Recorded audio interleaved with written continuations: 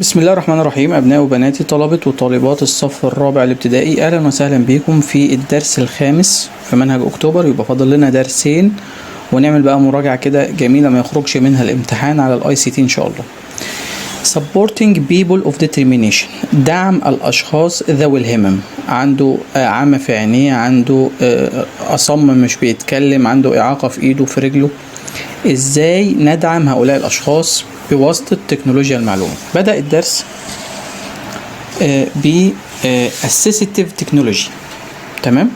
والassistive technology دي special kind، نوع خاص من التكنولوجيا that helps people of determination، بيساعد الأشخاص ذوي الهمم with tasks they find difficult to do، تمام؟ بيساعد الأشخاص ذوي الهمم اللي بيلاقوا صعوبة في المهام اللي بيقيم بيها. يعني مثلا فريدريك هيبرت ده اللي احنا خدناه، رجله دي مقطوعة فركب رجل صناعية عشان يقدر يستكمل الشغل بتاعه، تمام؟ ألبرت لين. فألبرت لين has limb difference، تمام؟ عنده رجل مبتورة. but he doesn't let that stop him، بس هو ما خلاش ده يوقفه from exploring، عن الاستكشاف وعن الحفر many places around the world، عن الاستكشاف العديد من الأماكن حول العالم. ألبرت لين uses prosthetic leg، استخدم ساق صناعية prosthetic leg that enable him to move، بتساعد ان هو يتحرك and explore a new places، واستكشاف أماكن جديدة. طيب الجزء الثاني من الدرس hearing aids، وسائل سمع. hearing aids help people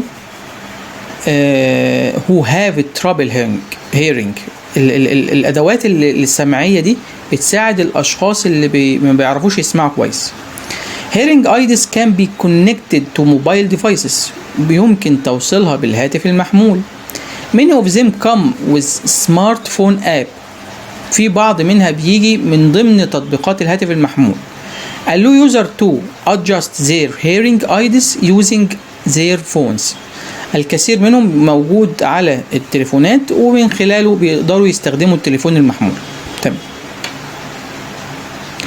الحاجة التانية برضو سكرين ماجنيفيكيشن سوفت وير، اللي هي الشاشة اللي بتكبر كل حاجة. This software enlarge everything on computer، الشاشة دي بتكبر كل حاجة على الكمبيوتر. زي ايه؟ such as words، الكلمات، الصور image.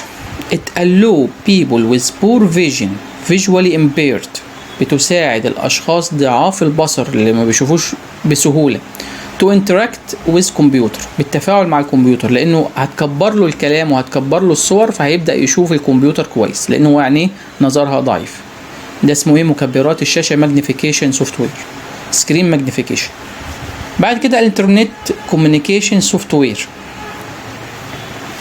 الالترنت دي كوميونيكيشن، تمام. This software helps people with speech and language disability communicate with other، بتساعد الأشخاص اللي بيعانوا من إعاقة النطق من التواصل مع الآخرين. هي اللي بتتكلم، يبقى أنت بتكتب وهي بتحول الكتابة لصوت، لأن أنت مش عارف تطلع الكلام ده، أنت أصم مثلا مش عارف تتكلم، فبتستخدم الالترنت communication software.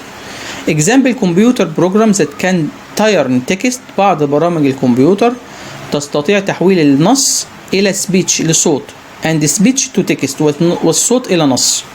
يمكن لبعض برامج الكمبيوتر تحويل النص إلى كلام، فأنا لو مش عارف أتكلم بكتب النص وهو الكمبيوتر هيتكلم، الراجل يحوله الكلام. طيب ولو الراجل اتكلم وأنا مش سامعه، تمام، فالكلام هيتحول لي تكست، مقال يعني مكتوب، فأنا هعرف أقراه تاني. بعد كده سبورتنج تولز، أدوات رياضية. باراكلامبنج تولز، أدوات القفز. زي allow climbers with limb difference to climb mountains، so assistive technology can help with ordinary and extraordinary activities. يعني في أدوات تسلق، أدوات بيتسلقوا بيها، يعني تتيح للمتسلقين اللي فقدوا أحد أطرافهم. يعني مثلا الرياضية دي رجلها دي مقطوعة، تمام، وهي لسه برضو عايزة تمارس رياضة التسلق، فجابت الأداة دي، تمام. الأدوات دي اسمها ايه؟ assistive technology، اسمها أدوات مساعدة، تكنولوجيا مساعدة. جابت الأداة دي عشان تساعدها في القيام بالأنشطة العادية والاستثنائية. طيب برضو في حاجة اسمها فوتبولز ذات ميك نويز، كورة بس بتطلع صوت. الكورة اللي بتطلع صوت دي أو اللي بتشخلل دي كان بيوصف فور فيجوال امبيرد، الأشخاص الضعاف النظر بس السمع بتاعهم قوي، لو لعبوا كورة بتشخلل أو بتطلع صوت هيعرفوا هي مكانها فين فهيستمروا في اللعب. يبقى the noise can help them locate the ball، يحددوا موقع الكورة and follow it movement، وبالتالي هيبتدوا يحركوها يمين وشمال. تمام. A bike that has 3 wheels، العجلة اللي ليها 3 عجلات and it's powered by hands، وبتشتغل بالإيد. It's useful for people who have limb difference or completed issues of participate in physical activities. الدراجة اللي ليها 3 عجلات اللي بتشتغل بالإيد بتبقى مفيدة للأشخاص اللي بيعانوا من اختلاف في الأطراف، يعني رجليه مقطوعة فقاعد على العجلة دي، وبالتالي بيمارس أنشطته سواء كانت رياضة أو حاجة بهذه العجلة. Running blades they are prosthetic limbs designed for running and other physical activities. They can be useful for people with amputated legs. برضو الأطراف الصناعية والأنشطة للجري هي أطراف صناعية، زي رجل مقطوعة فبيبقى في رجل صناعية بتبقى مصممة للجري والأنشطة البدنية ومفيدة للأشخاص الذين بترت ساقهم. طيب الدرس الجميل اللي احنا خدناه ده الدرس ده ازاي بيجي في الامتحان؟ طب نخلصه الأول وبعدين نشوف ازاي بيجي في الامتحان. في حاجة اسمها cell phones with large buttons، يعني تليفونات بس الزراير بتاعتها كبيرة. it can be useful، هتبقى مفيدة لمين؟ للفيجوال impaired people، الناس اللي بيعانوا من ضعف نظر. the large button، الزرار الكبيرة دي make it easier to see and dial phone numbers، هيشوفوا الأرقام اللي على التليفون لأن الزرار كبير. برضو موتوريزد ويل شير، العربيات الكراسي اللي بعجل بس اللي شغالة بموتور. it can be useful for people with mobility impairments they allow them move around more easily and independently. الكراسي المتحركة الكهربائية يمكن أن تكون مفيدة للأشخاص المعاقين الحركة، بتسمح لهم بالتحرك بسهولة واستقلالية كبيرة. طبعا كلمة independently اللي هي الاعتماد على النفس، independent اللي هي كلمة اعتماد، تمام؟ فindependently دي الاعتمادية. طيب بعد كده ستيفن هوكينج، ده راجل اسمه ستيفن هوكينج، ده عالم مشهور في الفيزياء. he was famous physical scientist، عالم مشهور في الفيزياء. he used assistive technology، بيستخدم الأدوات المساعدة such as motorized wheelchair اللي هو الكرسي اللي بيتحرك بالكهرباء، move around more easily بيخليه يتحرك بسهولة، speech sensing to help him communicate لأن هو ما بيتكلمش فبيستخدم مركب الكلام عشان خاطر يستطيع التواصل. ده كان الدرس بتاعنا. المطلوب منك ان انت تركز دلوقتي في الأسئلة وهنحلها مع بعض. لا انت لازم تحلها تاني لوحدك بعد ما نحلها. اوكي؟ طيب اول سؤال جه في محافظة اسكندرية السنة اللي فاتت. people who have trouble hearing، الناس اللي عندهم مشكلة في السمع can use ايه؟ نعم hearing aids، ادوات مساعدة في السمع. طب assistive technology، التكنولوجيا المساعدة. a type of technology، نوع من التكنولوجيا. help مين؟ بيساعد مين؟ نعم بيساعد disabilities، الناس اللي ما عندهمش القدرة. ألبرت لين use a that enable him to move and explore new places، هو بيستخدم ايه أدوات مساعدة؟ نعم prosthetic رجل صناعي أو قدم صناعي. the software that used assist to visually impaired، ايه هي السوفت وير اللي بتساعد ضعاف النظر؟ نعم هي screen enlargement، الشاشة المكبرة. طيب prosthetic legs، الطرف الصناعي أو الرجل الصناعية and wheelchair، والكرسي اللي بعجل. help people with ايه؟ بيساعد مين؟ نعم بيساعد الناس الموفمنت disability اللي مش عارفين أو عندهم صعوبة في الحركة disabilities. screen magnification، المكبر الشاشة very important لمين؟ مهم لمين؟ نعم مهم للفيجوالي امبيرد بيبول، الناس ضعاف البصر. طب ما الاولى يا مستر بلايند بيبول، الناس المكفوفين. طب هو مكفوف سواء كانت الشاشه مكبره او مصغره، هو كده كده مش شايف، لكن اللي نظره ضعيف لو الكلام كبير شويه هيشوفه كويس. ديف بيبول اللي هم الاصم، ده مش عايزينه لان الراجل نظره كويس اصلا. alternative communication software help people with disability. تمام، احسنتم. سبيتش، الناس اللي عندهم مشكله في الكلام، الالترناتيف دي بتساعدهم ان هم تحول النص الى كلام. طب افوتبول ذات ميك نويز، الكوره اللي بتطلع صوت، از يوسفول فور مين، مفيده لمين؟ بتطلع صوت يبقى انا هسمعهم. طيب يبقى الناس دي ايه؟ عينيها ضعيفه، يبقى بتساعد الناس الفيجوالي امبيرد بيبول. تمام، عينيها ضعيفه، مش اللي عندها مشكله في السمع، عندها مشكله في النظر، لكن السمع شغال كويس فهي بتطلع صوت فيقدروا يحددوا مكان الكوره. طب is our prosthetic limbs designed for running help people with amputated leg، رجل صناعيه يعني زي ايه بقى؟ تمام، اللي هي running blades، مسابقات الجري يعني. سكرين ماجنيفيكيشن، مكبر الشاشه. سوفت وير از يوزد تو هيلب بيبل هو هاف ايه، يبقى اللي عندهم مشكله في الايه، بور فيجن، فقر في النظر، ضعف في النظر. اللو كلايمبرز with limb difference to climb mountains، بتساعد اللي هم المتسلقين اللي عندهم اعاقات على التسلق الجبال، اللي هي نعم باراكليمبينج تولز، ادوات التسلق الصناعي. طيب اسمها باراكليمبينج تولز. The note can change text into audio and vice versa، تستطيع تحويل النص الى صوت، اللي هي الالترناتيف كوميونيكيشن سوفت وير، ادوات السمع. طيب ستيفن ووكينج has used ايه، الراجل ده كان بيستخدم ايه؟ سبيتش سينسيزر، علشان خاطر يقدر يتواصل مع الناس لانه مش بيتكلم، فهيكتب وهيدوس فهيتحول النص لكلام. سكرين ماجنيفيكيشن، مكبر الشاشه، بيساعد مين؟ الناس اللي عندها مشكله في الرؤيه.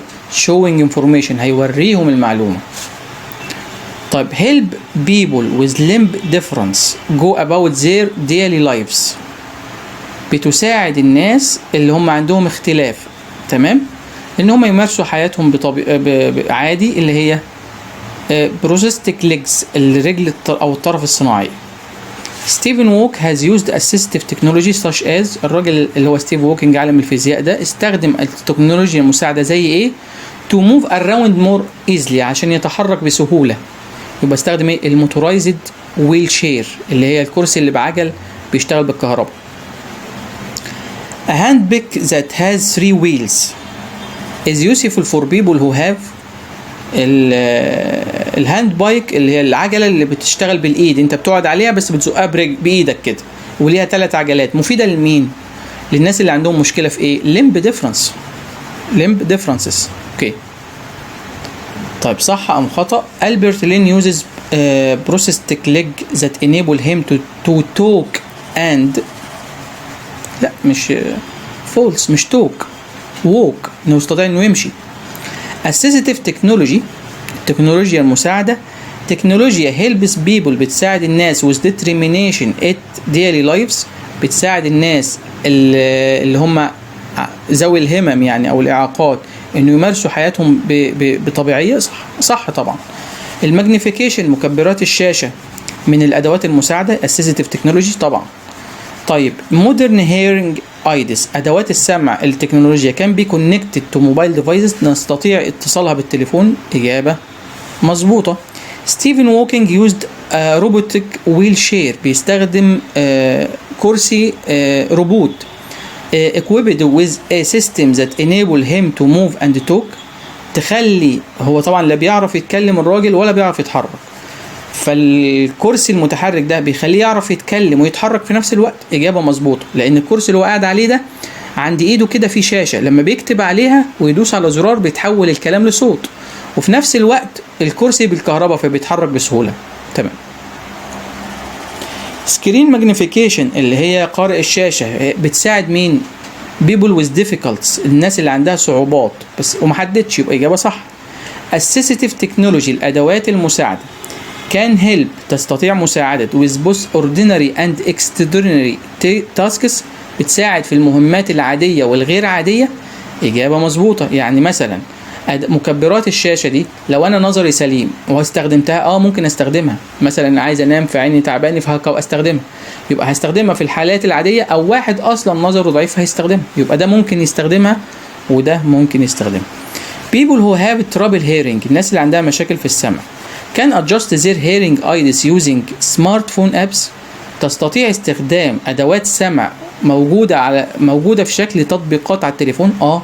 تمام.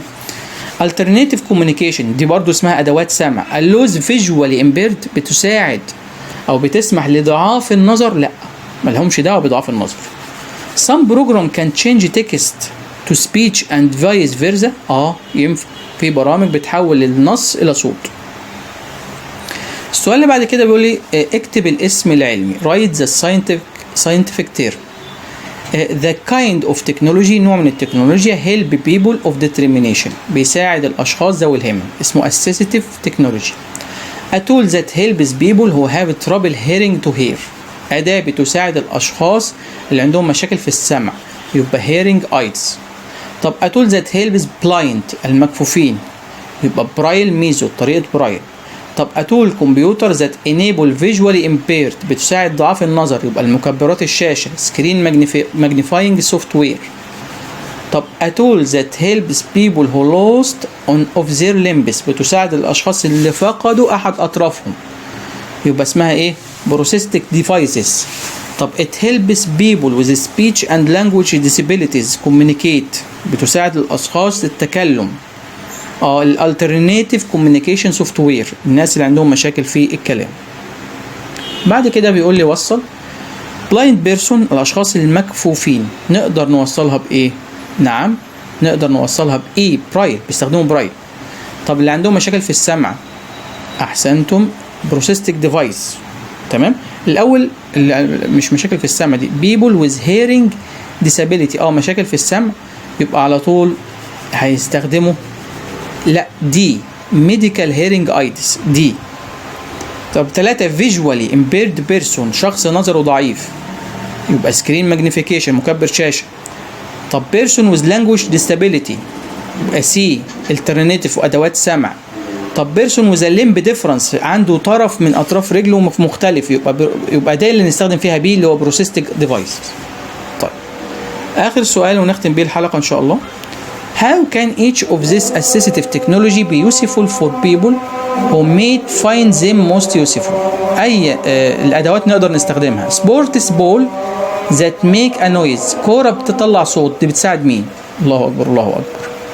Visually impaired اللي هم ضعاف النظر. طب cell phone with a large button تليفونات بس الزرار بتاعتها كبيرة يبقى بتساعد ال visually impaired ضعاف النظر.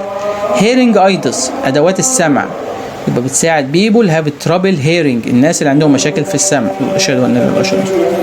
طب screen magnification software مكبرات الشاشة برضو بتساعد visually impaired زي التانية ضعاف النظر. طب motorized wheelchair الناس اللي بتستخدموا كراسي كهربائية يبقى people who have movement disability عندهم مشاكل في الحركة. طيب السؤال اللي بعد كده read and complete اقرأ وأكمل. When I have moved a sentence the computer sent it's a speech synthesizer. طبعا هو هنا بيقول لي اقرأ الخطوات التالية. How did Stephen Hawking make use to speech synthesizer technology؟ ازاي العالم الفيزياء ستيف هوك ده بيستخدم أداة التحدث. وبيقول لي رتب بقى الحاجات دي كلها. When I have made sentence the computer sends it to speech synthesizer. عندما أنا sentence أعمل جملة الكمبيوتر بيبعتها لقارئ الجملة. طيب بعد كده I look at screen أنا ببص على الشاشة. There are words on the screen وأنظر إلى الكلمات اللي على الشاشة. بعد كده I can press switch أستطيع أن أنا أضغط على المحول in my hand بإيدي. In this way I select the word أنا بختار الكلمات. the speech sensor changes the word into artificial voice. المحول ده بيحول الكلمات لصوت. So people can hear what I want to say. الناس هتقدر تسمع أنا بقول إيه، اللي هو عالم الفيزياء اللي قاعد في الاجتماع ده. I can't speak. أنا لا أستطيع التحدث. So I communicate using a computer system in my wheelchair. عشان كده أنا بتواصل مع الناس عن طريق السيستم اللي موجود في العجلة بتاعتي. يبقى لما هاجي هرتبهم كالآتي. أول حاجة إن الناس مش سامعاني، فأنا بستخدم الأداة اللي في العجلة بتاعتي. تاني حاجة إن أنا ببص في الشاشة وبختار الكلمات من على الشاشة. بعد كده بضغط بإيدي كده تمام على الكلمات اللي أنا عايزها، ثم بعد كده الكمبيوتر بيرسل هذه الكلمات لمحول الشاشة، وبعد كده المحول ده بيحول الكلمات لصوت. تمام. طبعا سؤال زي ده مش هيجيلك في الامتحان. اللي هيجيلك في الامتحان اللي هو الصح وغلط واختر ووصل، فيا ريت نحلهم تاني لوحدنا. ولو انت عايز تزود تاني حل دول تاني، هتحلهم مره واثنين وثلاثه لوحدك. تمام. ما تقيمش نفسك الا لما تحلهم ثالث مره. اوكي. بكده نكون خلصنا الدرس بتاعنا. يا ريت نعمل شير ولايك للدرس. استودعكم الله والسلام عليكم ورحمه الله وبركاته.